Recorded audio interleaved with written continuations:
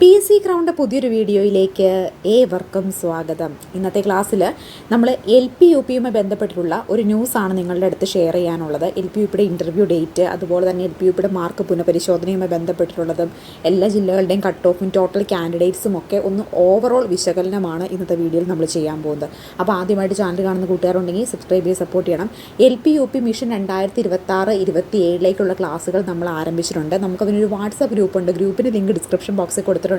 താല്പര്യമുള്ള എല്ലാ ഉദ്യോഗാർത്ഥികൾക്കും ആ വാട്സപ്പ് കൂട്ടായ്മയിൽ ജോയിൻ ചെയ്യാവുന്നതാണ്. നിങ്ങൾ ആരെങ്കിലും LP school assistant NCA Kasaragod ഡിസ്ട്രിക്റ്റിൽ പരീക്ഷ എഴുതുന്നവരുണ്ടെങ്കിൽ മെസ്സേജ് ചെയ്യാൻ മറക്കരുത് കേട്ടോ. അതുകൂടാതെ തന്നെ 10th പ്രിലിംസിന് പഠിക്കുന്നതിന് വേണ്ടിയുള്ള ക്വസ്റ്റ്യൻ ബാങ്ക് സെറ്റും, അതുപോലെ നമുക്ക് കേരറ്റ് category 3 and 2 social science and സൈക്കോളജിയുടെ ക്വസ്റ്റ്യൻ ബാങ്ക് സെറ്റും അവൈലബിൾ ആണ്. ആർക്കെങ്കിലും വേണമെന്നുണ്ടെങ്കിൽ സ്ക്രീനിലോ ഡിസ്ക്രിപ്ഷൻ ബോക്സിലോ നമ്പറിൽ മെസ്സേജ് ചെയ്താൽ മതി. LP school assistant NCA Kasaragod ഡിസ്ട്രിക്റ്റിൽ പരീക്ഷ എഴുതാൻ പോകുന്നവർ മെസ്സേജ് ചെയ്യാൻ മറക്കരുത് കേട്ടോ. അപ്പോൾ LP-UPയുടെ നമുക്ക് വിശദാംശങ്ങൾ എന്തൊക്കെയാണെന്ന് നമുക്ക് നോക്കാം.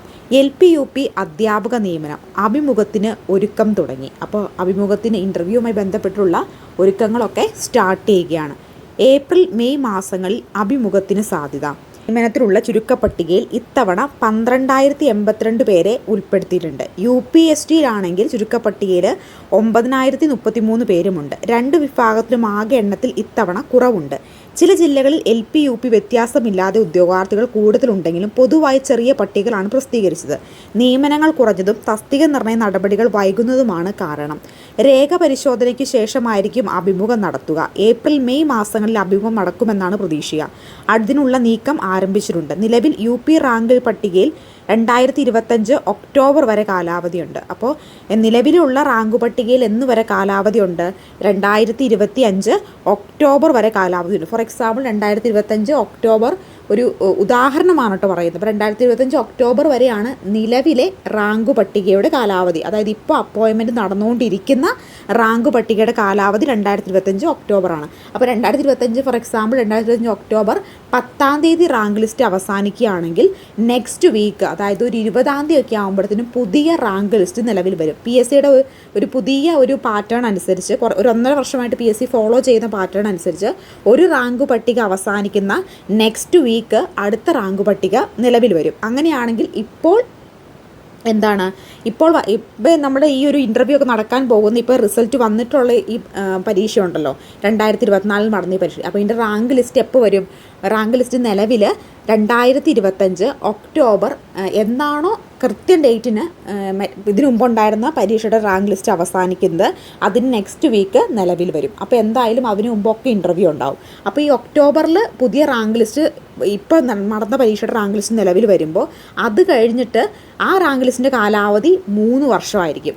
ആ റാങ്ക് ലിസ്റ്റ് 3 വർഷം കാലാവധി അവസാനിക്കുന്നതിന് പിറ്റേ ദിവസം അടുത്ത റാങ്ക് ലിസ്റ്റ് കയറണമെങ്കിൽ 2026 അവസാനമെങ്കിലും ഇനി വരുന്ന LP-UP പരീക്ഷ നടക്കേണ്ടതുണ്ട്.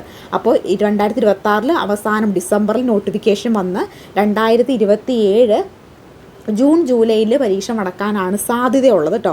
അപ്പോൾ നമുക്ക് ഈ 1.5 വർഷമായിട്ട് PSC ഫോളോ ചെയ്യുന്ന പാറ്റേൺ, ഒരു റാങ്ക് ലിസ്റ്റ് അവസാനിച്ച് നെക്സ്റ്റ് വീക്ക് പുതിയ റാങ്ക് ലിസ്റ്റ് നിലവിൽ വരുന്നതുകൊണ്ട് നമുക്ക് ഏകദേശം ഇങ്ങനെ അനുമാനിക്കാനായിട്ട് സാധിക്കും.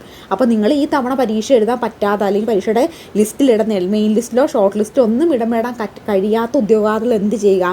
2026-27 വരുന്ന LP-UPക്ക് വേണ്ടി ശ്രമിക്കുക കേട്ടോ. ആ ഒരു സമയത്ത് തന്നെ എന്തായാലും പരീക്ഷ നടക്കും. അപ്പോൾ നിങ്ങൾ അതിനു വേണ്ടി കൃത്യമായിട്ട് ശ്രമിക്കാതെ പഠിക്കാതിരിക്കരുത്. കൃത്യമായിട്ട് അതിനു വേണ്ടി നിങ്ങൾ പ്രിപ്പറേഷൻ ആരംഭിക്കുക. അതിനുവേണ്ടി നിങ്ങളെ സപ്പോർട്ട് ചെയ്യാനായിട്ട് മിഷൻ LP-UP 2026-27 ക്ലാസ്സുകൾ നമ്മൾ ആരംഭിച്ചു കഴിഞ്ഞു കേട്ടോ. എല്ലാ ദിവസവും വീഡിയോസ് അപ്ലോഡ് ചെയ്തിട്ടുണ്ട്. വീഡിയോസ് ഫോളോ ചെയ്ത് പോരാൻ മറക്കല്ലേ കേട്ടോ. ഇനി LP റാങ്ക് പട്ടികയിൽ 2025 മെയ് വരെയും കാലാവധി ഉണ്ട്. അപ്പോൾ LP റാങ്ക് പട്ടിക 2025 മെയ് വരെയാണ് കാലാവധി ഉള്ളത്. അതിനുശേഷം പുതിയ റാങ്ക് പട്ടിക നിലവിൽ വരും.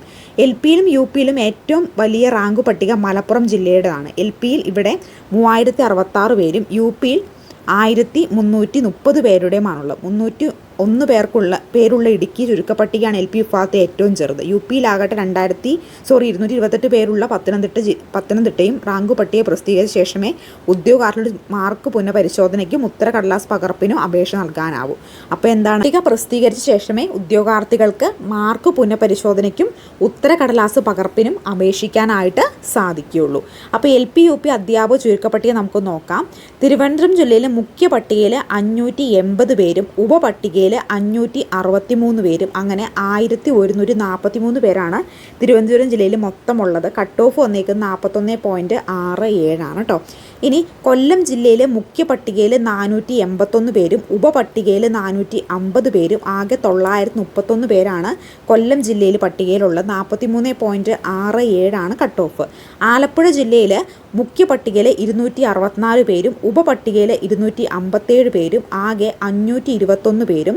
42.33 ആലപ്പുഴ ജില്ലയിലെ കട്ട് ഓഫ്. പത്തനംതിട്ടയിൽ മുഖ്യ പട്ടികയിൽ 307 ഉപപട്ടികയിൽ 289, ആകെ 596 പേരാണ്. 39.0 കട്ട് ഓഫ് മാർക്ക് വന്നേക്കുന്നത്. കോട്ടയം ജില്ലയിൽ മുഖ്യ പട്ടികയിൽ 205 പേരും ഉപപട്ടികയിൽ 207 പേരും, ആകെ 412 പേര്. കട്ട് ഓഫ് വന്നേക്കുന്നത് 39.0. ഇടുക്കിയിൽ 150 പേരാണ് മുഖ്യ പട്ടികയിൽ, ഉപപട്ടികയിൽ 151 പേര്, 301 പേര് മൊത്തം പട്ടികയിലുണ്ട്. 38.67 കട്ട് ഓഫ്. എറണാകുളത്ത് 279 പേരാണ് മുഖ്യ പട്ടികയിൽ, ഉപപട്ടികയിൽ 258 പേര്, ആകെ എത്രയാണ് 537 പേരാണ്. 537 പേര് തന്നെയാണ് ആകെ ഉള്ളത്. അതിൽ കട്ട് ഓഫ് വന്നേക്കുന്നത് 39.67. തൃശ്ശൂർ 503, ഉപപട്ടിക 464, മൊത്തം 967. Cut off 42. പാലക്കാട് 349, ഉപപട്ടികയിൽ 334, ആകെ 683. Cut off 46.33. മലപ്പുറം 1553 പേര്, ഉപപട്ടികയിൽ 1513 പേര്, ആകെ 3066 പേര്. Cut off 45.67. കോഴിക്കോട് 66 പേര് ഉപപട്ടികയിൽ, മുഖ്യ പട്ടികയിൽ 583 പേര്, 1189 പേര് മൊത്തത്തിലുണ്ട്. Cut off 45.33. വയനാട് 152 പേര് മുഖ്യ പട്ടികയിൽ, ഉപപട്ടികയിൽ 158 പേര്, മൊത്തം 310 പേരാണ് ആകെ പട്ടികയിലുള്ളത്. 42 കട്ട് ഓഫ്. കണ്ണൂർ 200 പേരാണ് മുഖ്യ പട്ടികയിൽ, ഉപപട്ടികയിൽ 211 പേരും, ആകെ 411 പേരുമാണ് ഉള്ളത്. 46.67 കട്ട് ഓഫ്. കാസർഗോഡ് 505 പേരാണ്, ഉപപട്ടികയിൽ 510 പേരും, മൊത്തം 1015 പേര്. Cut off 44.67. അപ്പോൾ ആകെ 6134 പേരാണ് മുഖ്യ പട്ടികയിൽ എല്ലാ ജില്ലകളിലും കൂടെ ഉള്ളത്. ഉപപട്ടികയിൽ 5948 പേര്, മൊത്തം 12082 പേരുമാണ് മൊത്തം LP സ്കൂളിൽ ആകെ വന്നേക്കുന്നത്. ഷോർട്ട് ലിസ്റ്റും മെയിൻ ലിസ്റ്റിലും ഒക്കെ ആയിട്ട് അത് വന്നേക്കുന്നവർ കേട്ടോ, സപ്ലിമെൻ്ററി ലിസ്റ്റിലും ഒക്കെ ആയിട്ട് വന്നേക്കുന്നത്.